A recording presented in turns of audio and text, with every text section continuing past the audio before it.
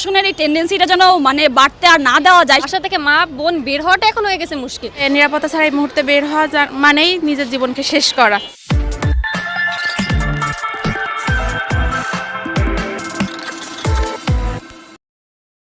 আসলে সরকারের এই সকল দিক থেকে একটু পদক্ষেপ নেওয়া উচিত। আর আসলে সত্যি বলতে সকলের পার্সপেক্টিভটাও চেঞ্জ করা উচিত, যেন মেয়েদেরকে ছেলেদেরকে ওরা যে মানে হেনস্থা করা হচ্ছে এইখানে সেখানে, সেটা শেষ দিক দিয়ে যেন তারা একটু সচেতন থাকে।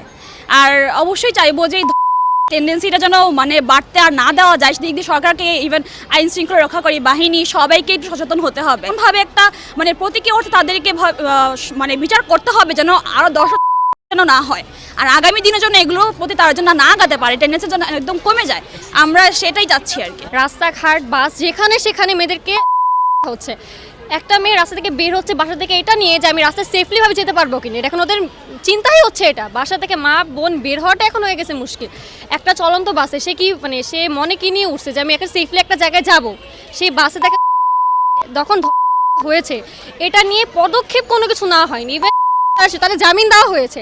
আমাদের এখন কি নতুন বাংলাদেশ গড়া হয়েছে, এখন আমাদের আশা হচ্ছে সরকার যেন কিছু করে। এখন সরকার যদি হাতে হাত ধরে বসে থাকে কিছু তো করা যাবে না, ওনাদেরকে হাতে হাত না ধরে এগুলো নিয়ে নতুন পদক্ষেপ গ্রহণ করতে হবে। যারা এগুলো করছে শাস্তির আওতায় আনতে হবে, নাহলে তো আমরা মা বোন ঘর থেকে বেরোতে পারবো না।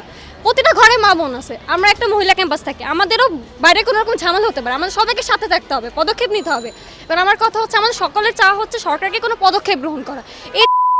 এদের মতো করে বুক সিনা উঁচা করে যে রাস্তায় হাঁটতেছে ওনাদের লজ্জাবোধটা পর্যন্ত না কাউকে আমাদের চাওয়া হচ্ছে শাস্তি দেওয়া, আইনের আওতায় আনা, যাতে এই জঘন্যতম অপরাধ যেন কোনোভাবে আর না করা যায়। আমার মেসেজটা থাকবে যারা বর্তমানে অনেক রকমের মুখোমুখি হচ্ছে বা নিরাপত্তা পাচ্ছে না, তাদের জন্য অবশ্যই নিরাপত্তা সাথে নিয়ে বের হতে হবে। কারণ আমাদের মেয়েদেরকে নিরাপত্তা ছাড়া এই মুহূর্তে বের হওয়া মানেই নিজের জীবনকে শেষ করা। দেশের পরিস্থিতি নিয়ে বর্তমানে খুবই ভয়াবহ, যেটা আমাদের দ্বারা মানে কার উপরে ভরসা করব।